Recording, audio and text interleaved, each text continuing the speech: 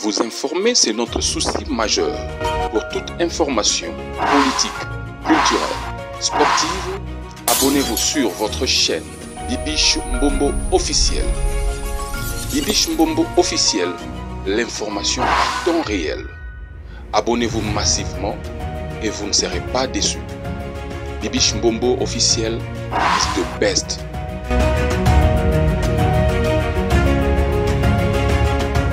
Est-ce que ça va chez vous, mes amours? Si ça ne va pas, ça ira. Par la grâce de Dieu, vous informer, c'est mon souci majeur.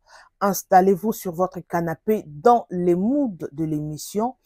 Prenez quelque chose à grignoter. Prenez un jus, I don't know quoi, un café, du thé en tout cas. Prenez everything que vous avez juste à côté là.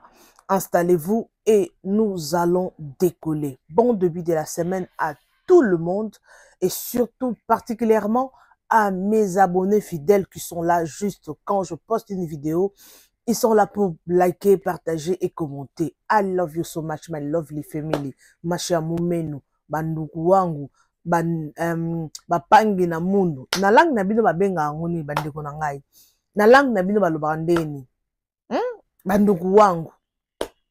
Bampangi na munu. Masha mumenu. Nzambe. Merci beaucoup en tout cas. Na confiance oyo boza ko pesa ngai ndeko na bino Bibiche Mbombo. En tout cas, merci na ba like na bino, ba commentaire na bino. Yango ezo sala ce que epesa biso pe makasi ya ko avancer. Merci na ba o ba commenter. Merci na ba like na bino. Ezo sala nga vraiment bien. Bo continuer na ko like pardon. Protocole sa communauté. En tout cas, ceux qui ont commenté, commentez dans le respect. Hein? Donc, ndenge to zarabo to reflète arabe éducation to uti na bandako. Yo so yo aux 8 ans na yo pour na ko commenter ba non-sens. En tout cas, ça montre l'éducation. Et là, ça vraiment place au yo uti. S'il vous plaît, commentez dans le respect. OK? Merci pour la compréhension. Alors, dossier Sikeye. Moi, je parle de faits qui se trouvent sur les réseaux sociaux, des actualités, où ils ont des réseaux sociaux, toye nango awa, tout ça les commentaires, nabino together. S'il vous plaît. Mutuma kumelinga, yango yoza na émission mususu kosala te, ka ko commentaire ka ba vidéo abato. Ah, Congolais, qui t'a créé? Na yo comprendre que ba Congolais ba vivre na ba Congolais ba vivre misusu ba vivre na ba cerveau na bango te. Donc ba cerveau na bango et fonctionnera ezarabana ba délestage ba cerveau ba ton sous. Au monde un jour monsieur fonctionner, après jour monsieur sauter, il y a des gens comme ça. Nga na lobela actualité. Donc actualité, ce qui est actualité nenga na lobelaka. Ba gens y émission mususu bozwango sima, mais siko to lobela news. Donc news ce qui est obligatoirement na oya lobela. Pour nga na créer en côté. Peut-être chez la ma vidéo. Hein? Dans ma première vidéo, bon mon non, eza yango. Pour les bosso nando ça na zui kaka actualité moro boy na ye na lobby mais non ça l'effort Nicole on a chez la ma vidéo bon mona na ba audio. OK? Alors, c'est quoi le problème aujourd'hui? Bon moni déjà titre wana moi na suka to ebike moi na suka et indaki ana jibempiana.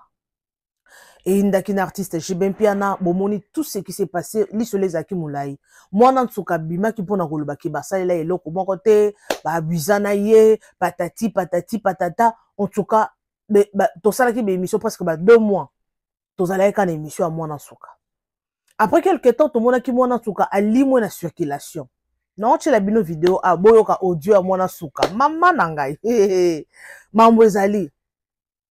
Après quelques temps, moi, souka calme, silence. Toyo karali sous-souté loko mon côté dans les réseaux sociaux et bima ki que ba sombele lupangu, ba saliye boye, ba sombele mutuka, patati patata. Il y avait trop de choses là-dessus. Alors, moi nan souka, aye koloba mambo somo. Hey. Vous a calme nocha bino mo boyo ka yé mo kwazolo. Donc, mambo wana la façon dont bisoto kanisaki ezalaki bongo te ye moko aye koloba siko nga na sani na ye nango a to discuter ensemble. OK? Alors na kotiela bino audio ya mwana nsuka et puis nalingi to commenter sur cette vidéo pasteur Bostra Charles Bameko dans la prédication né à terre to que nous aza mutu moko aza populaire aza pasteur moko le plus suivi dans les réseaux sociaux lelo c'est le pasteur Bostra aza vraiment suivi dans les réseaux sociaux surtout dans YouTube dans partout dans Facebook et tout lelo na TikTok et comme ba prédication nende ba commencer la ba challenge. Alors pasteur Bostra le bac est très important. Et puis, écrire qui polémique, il y a toujours des gens comme ça. Alors, le loba sujet, autour de la balé émission, oyo, yango oyo, ok? Alors, sans plus tarder, to bandana nous na audio. Il y a moi dans souka, et puis to koyo kamaloba pasteur Bameko, abandé côté, il y a prédication, un peu cet exemple. Mais Congolais, tellement, cerveau, na biso, ça, on a des délistage. Congolais, y a balusé, on a ndenge moussous. En tout cas, bon, mon ango, to la nango suge dans la bino. Et puis, to kozonga tout juste après pour commenter. Aux en pour ça, tout ça, le promotion, bah, Evre Nayo, n'hésite pas surtout de nous contacter. Il y a un numéro là-bas. Aux en pour ça, peut intervenir dans l'émission. Au Benginga, tout ça, le programme par rapport à sujet Oyo, et ça s'est passé dans la toile. Ok? Alors, merci beaucoup. Let's go avec la première vidéo de moi dans Tsuka. Pour la mécontentement envers présent JB Plana. Ya Didier. Basenga réparation à l'amiable. Pour baïba qui que bazala qui la faute. Maître Ike Eda Poulos. Asengingai. Na sala vidéo. Au binotu bomona qui na sala qui pour la soigner image à présent JB. Na sala qui ango. Mais. Na sima makambo na tout. Bango basali ndeni. Est-ce que président JB Piana a sali ndenge oyo ngai na solo laki na ye na bureau à colonel Mimi na senga président JB Piana selanga de charge à saile ngai est-ce que a respecté makamba komai na décharge wana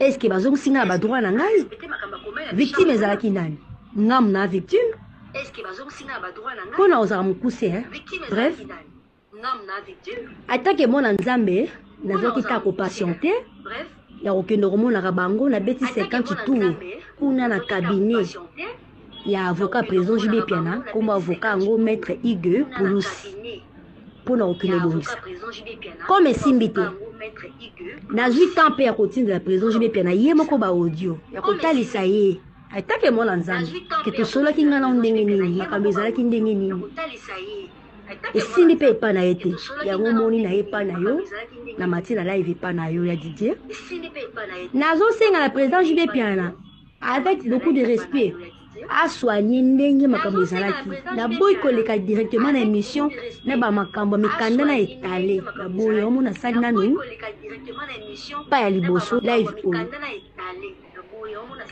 président JB Piana aza papa a se respecter a soigner. Pourquoi zo memanga musika? Pourquoi zo sala boya zo tondrenga pourquoi? Naza mwana. Et pas na naza mwana. Ya zo sala makamu ndenge mususu ndenge nini? Na boy koleka na émission na étalé na leka na mikanda na loba ndenge makambo elekanaki. Ndenge basalelaki makambo. Autant mukile koyoka ne basalelaki makambo wana ko étalé na ba preuve makambo tout. Ya bakaki lekia na ye makambo tout ana koleka na ngo muto kote ba zalaki yango na sali tout na matana live pa na yo po et comme la président JB Piana aluka moyen asala ndenge asala na décharge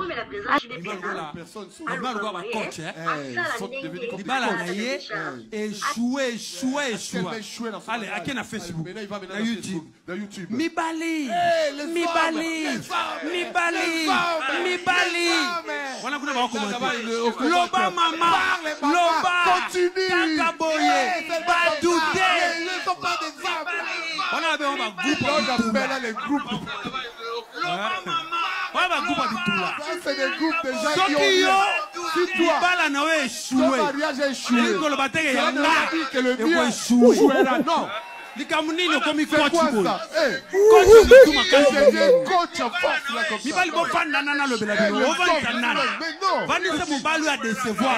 Fais asseoir les maris qui t'a déçu. Il faut faire asseoir le mari qui t'a déçu. Tout homme n'est pas pareil. Toutes les femmes ne sont pas non plus pareilles. J'espère que ngana bino tolandi biso nyonso tolandi ba vidéo na seki kama on pasteur Bostra lobby. OK, non lobby là on a suka. Tokende non na dossier ya mwana nsuka bandeko. Biso nyonso toyebaki na ba réseaux sociaux awa. Toyebaki que dossier ya mwana nsuka esili déjà. Toyebaki bongo. Basombelier mutuka, basombelier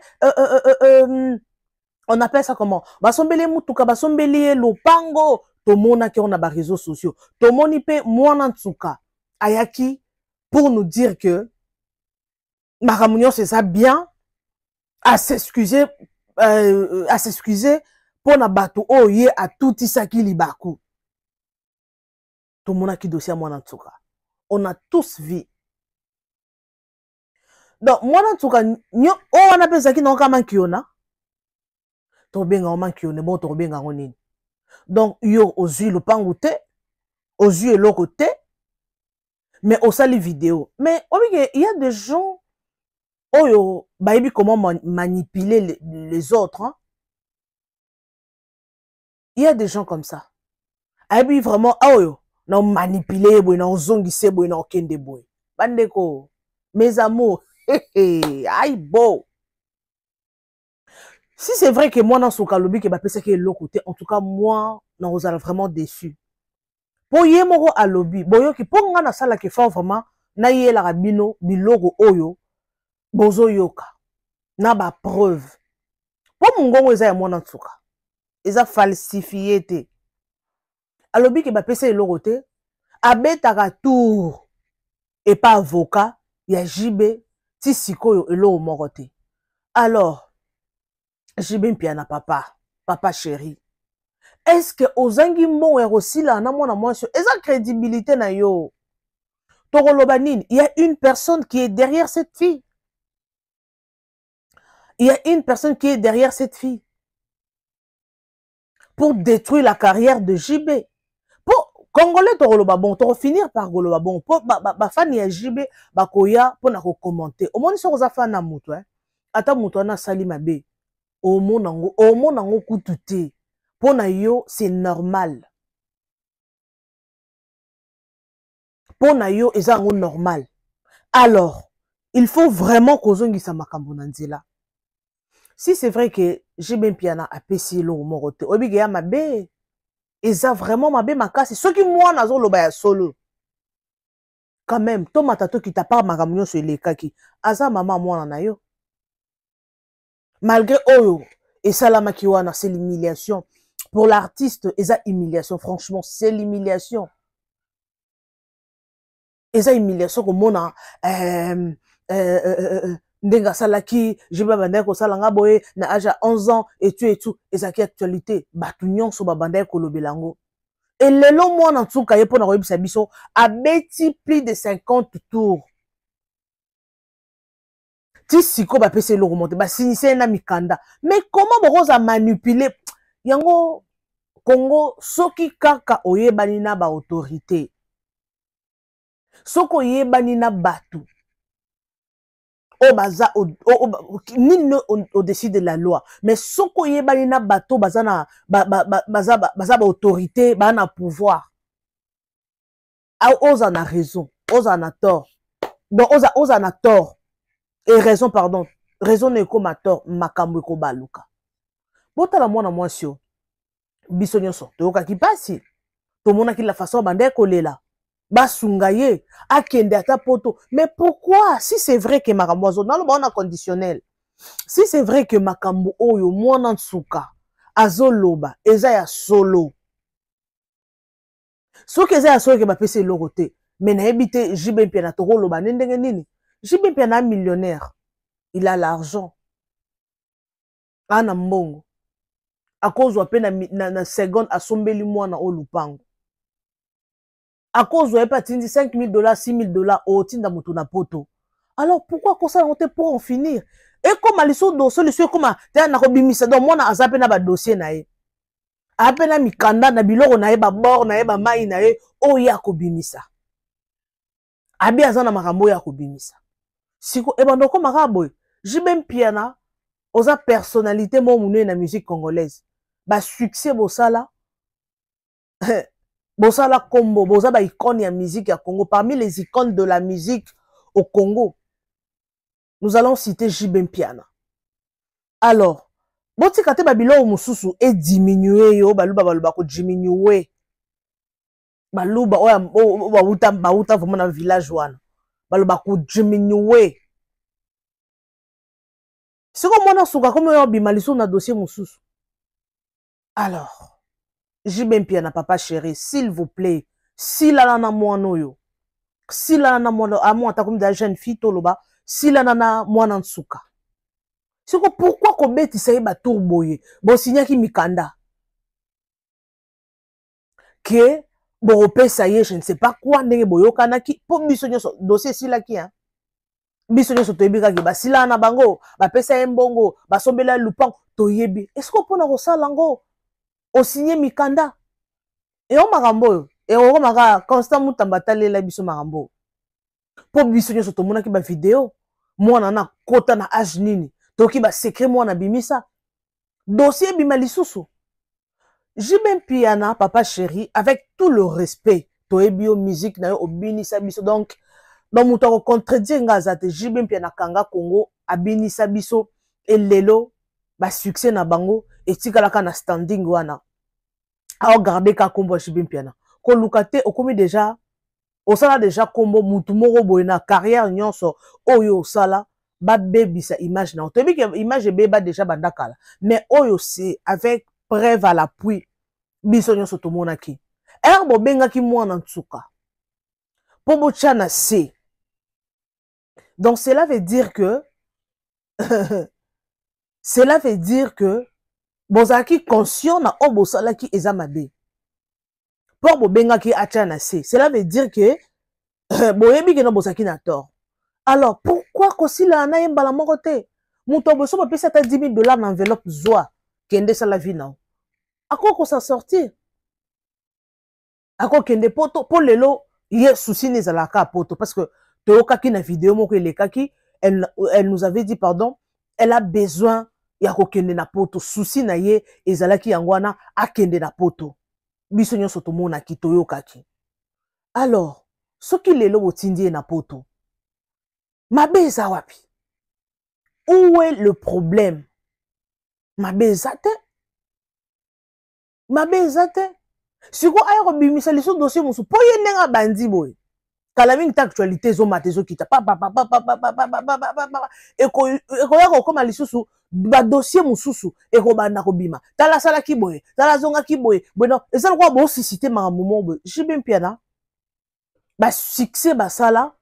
Donc il faut que la rana standing moro ya bien et que la rana bongo succès omoni muto osali succès hein mais comme on ezaka na ndenga bien omoni ba nyoka longo azane ka nyoka longo omona tika la rana bongo ba redi ya misi atika kana standing moro osatika ke comme tika déjà redi ya misi yekuto redi ya misi na ebite papa na yoka na ba désert hein franchement waza ba musicien toboyi te ke bakosa ba désert ba musicien ba sala pe ba désert rebelle mais toyoka redi emis na buzoba te oya yoka na buzoba tombola musapi na ebite baza ba musicien ok ndenge zala ke non musicien moko asali désert moko partout ba komo lekele na ba émission po ba loba bakoza ba sala na bango mais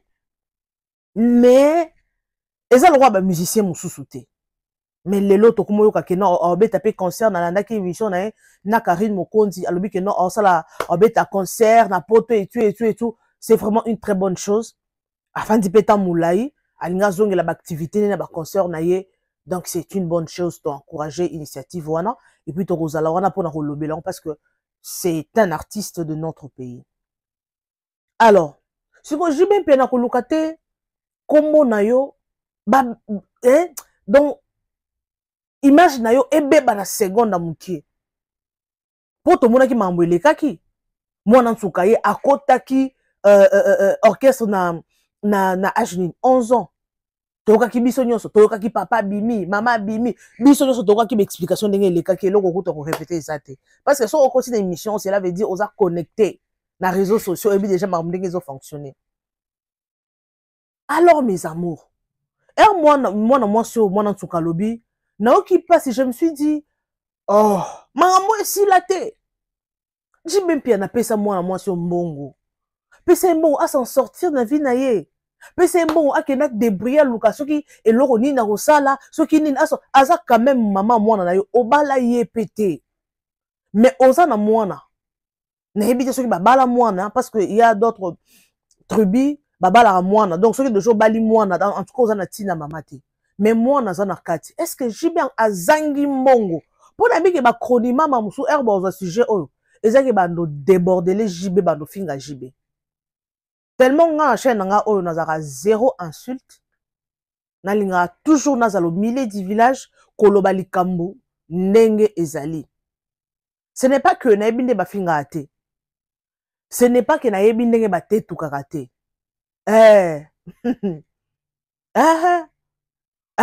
Côté tout capé ko pété pe ba plan. Na ko pété. Mais na respect na ya liboso ya famille nanga pe na respect ya bino batu bolanda ngai yango na ko déborder te na ko za comme tout le monde te.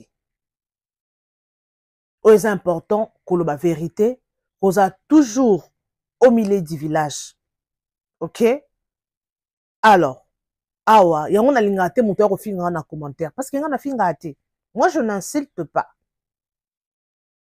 Na yeba eloko ni na oloba. Parce que ça biloko mususu pe loba ma na TV te. Eloko mususu po lobe on na TV e baluki pe ma mususu. Donc faut ta la paix surtout ba biso ba tosala ba musala ko loba oko loba mingi o se retrouver boy je me suis débordé le loba moko lobi et memelo so mangamuni. Alors, Jibem Piana pesa moi nos vies, toboité, autant na famille mal éduquée, maman, papa, kabwana na maman, il y avait trop d'histoires par rapport à loko. Bon, pesa ye, mbongo na ye, est-ce que Jibem Piana zangi mbongo? Azangi mbongo ta? Nebite sa volonté, bon, betaka mona batu, boyena boy, yango yo pe mona suka to matato kita. Comment oko signer mukanda? Ba pesi eloko to signer mukanda ozana avocat tetoni parce que makambo apparemment et soit tournure mususu apparemment makambo ezolinga comme ce niveau que no ocheto parce que moi na komona ani na mbonga malonga te pour engager avocat mais nabi ke ba avocat ya peuple pe bazala ba kokota likambo soki bongo ke na niveau ya ba avocat moi na tsuka zwa avocat encore Jibem Piana azolinga kofuta yote et comme ce ko makambo ke non alors c'est la relation avocat ya peuple bazar na bo leki na télévision au lobby que là na posa avocat baza tralala wana na Kinshasa so to bengi mystère constant mutamba ko to likambo oyo mais oui to loba ndenge nini si c'est vrai nazo ba bien si c'est vrai makambo oyo azo loba ke ba pc le côté c'est la méchanceté de la part de Jibem Piana pour Jibem Piana a beaucoup d'argent ana mongo mwana na vie beba na mito tikaka yolela. Et comme je dis non, obimana Jibem Piana. Mais en réalité, obimana Jibem Piana. Mais ouane logote, ni mutuka, ni ndangwa malonga, ni bobota ne pe mwana. Mais ozata na position te. Alors, fipe de sa part, azapena ba yombo na ye, à part Jibem Piana. Moi, je ne pense pas que non, a tikalaka a bongo. À part Jibem Piana, abima pena mibali mususu. Et on m'a mot, eza somme. Alors, ce qui dossier mususu yé, ngana bino tozonga pour commenter, ok? Tozonga ka pour commenter. Alors Jibem Piana, papa Jibem Piana, musicien, artiste. Mutumo ko melinga, pourquoi benga batu ba papa? Benga monsieur Jibem Piana. Nenga benga papa Constant Mutamba, maman Denise. O te ben ko benga bongo te. Boni boye ko benga Constant Mutamba to c'est Constant Mutamba. Mais ba papa ti. Mwana mobali nyonso wa komi majeur asa papa. Mwana mwasi nyonso za majeur asa maman. Soki na bengi mama Denise, lisumu eza wapi? So na bengi papa Mutamba, asa papa te ana mwasi na bana te. Congolais. Bon ça il a ba cerveau chaque jour, s'il vous plaît. Bon ça la ba cerveau na ba délestage. Bon ça na ba cerveau te un moko. OK? Alors, donc c'est ça. J'espère que jusque là tozana no wana. Soki mwana tsuka, papa mo ndenge bandi audio monsieur Robima. Donc soki mwana tsuka na version mususu tokozongelango. J'aime bien avec le respect que ba pesa ka papa chéri. Otikalaka na standing wana j'aime bien avec tout le respect wana bana ba koli ba daïda bazawana. Ba daïda bazawana ba soraya bazawana ba jinon piana bazawana. Jinon nde to monaka lingaka déborder moi ndambo. Heureusement maman na ye aza mutu mo déjà ça likolo ba zongisa na nzela na ba parents na ye en tout cas ba zongisa na nzela to mona kesu na ba nonsense wana te. Oui, c'est ça l'éducation. Côté ana vraiment j'ai bien piana to tomboli bendele bo éduka bana na bino bien yo na madame Amida. Et bozara together. Donc éducation et bandara déjà de le bas âge. Alors, j'ai bien piana, s'il vous plaît, artiste na biso musicien to lingaka, sila nana mwana nsuka. Soko longoli mwa muke na compte na yo, opesiye, po silisa mambo, et sa crédibilité na yo. Abanda soko bimisa makambo ba passeport, makambo ba dossier, ya carte d'électeur. Toki déjà flashé, to éviter maman ces années. Biso to roya poto commenter. Ngam na sel audio. OK, merci beaucoup. Toko tana deuxième sujet na biso. Alors, Boki, le pasteur Bostra, Charles Bameko, que j'aime bien. Là, je profite de saluer mon papa. Juseka Yeme, l'homme de la destinée. Oh, Aibo. Juseka Yeme, l'homme de la destinée. Mon papa. Papa Nanga. Ok, papa, Juseka Yeme, je te salue. Alors, le pasteur Charles Bameko, Tomoni, na ma prédication na ye. Moi, j'ai compris le pasteur Charles. Aza mutumoro, aza open. Donc, mambo oya lobara, aza ranena ba sentimenté. Alobara po asepelisa batu po batu bandima ye, po batu bazolanda ngai, batu barobetelanga maboko. Ya aza bongo te. Ya olobelo vérité, soki suyo kende. Soki suyo va là-bas. Le pasteur Charles Bameko. Boyoki ndenga lobby que non, mutu mususu soki libale baby, okomi coche na ba réseaux sociaux, okomo finga batu, okomo yebisa batu mibali baza mabe, patati patata. Oui, c'est vrai. A lobby en général, mais tellement congolais, aza mutu multi-système, bomoni nde ba bambi ba photo et ba chroniqueuse nyonso na vidéo na otiko tshela bino. Oui, les réseaux sociaux, tout le monde est coach. Obi eza biloko mususu lingo sala. Otali kaka te congolais. Eza biloko mususu okosango na communauté congolais te. Omoni congolais, moi j'ai compris. Congolais. Omoni ba chaka bémission ba polémique. Soko ozo finga, soki eza place moko muta sala eloko, mobala décevoir ye, kuna ba libale kufi. Okomona batu na ba live wana batondi. Okomona pe batu bazo benga pour intervenir. Congolais linga bongo. Mais si on a une émission moi ba logique, ba savoir plus, émission éducation, émission à santé, ba koyate. Si ko to sani. To sala ni malheureusement nga kuna finga na ngaiti. Mais congolais alingi place ba pote buzoba. Congolais alingi place ba pota batu buzoba. Okomona ye wana omona 9000, 11000 personnes, 10000 personnes en live. Bazolanda ka bayeba libala ekufi pona nini asali pona nini mobali asali nini oromona biso nde to mesana ba nonsense na biso. Tout le monde a commis coach lelo, tout le monde azoloba lelo na ba réseaux sociaux parce que ba pesi mutu nyonso opportunité ya ko s'éclater na vie, opportunité ya ko loba, opportunité ya ko sala n'importe quoi. Fongola chaîne no YouTube zalaka na makasi kana ko poster. Chez les Congolais c'est comme ça. Si tu fais comme ça, c'est peli na yo. Congolais za bongo. Bomoni pasteur Charles Bameko. Ah, mutumoro. Ma prédication na ebiso nyo soto landa kango. Bomoni mamba lobby. Oui, c'est ça. Et na chroniqueuse moro. Chronima mamoro. Afinga Charles Bameko makasi. Patati patata. Ikutu. Abotisa mwasi. Asundola mwasi. Asala patapati pata. Papa. Nalanda kutu émission moro boye. Soit disons mwasi à pasteur Charles Yakala. Aleki émission pour na koloba. Jour moro de faina pasteur. Nenga zawana. Le pasteur asoka lingaki a initié ngai na bakisi na ye patati patata. Wow. Oike na fanti boye. Je vous dis na kate na koseka. Yango omoni na mokili o bandeko nanga. Tokomi da ko chuter na émission na biso. Tokomi presque na suka. Omoni na mokili oyo la meilleure vengeance c'est la réussite. Yango tika to réussir na vie. La meilleure vengeance, c'est la réussite. Ce qu'on réussir na vie bandeko. Omoni na bateau ba sala o mabe. Ba koko super. Vous informer, c'est notre souci majeur.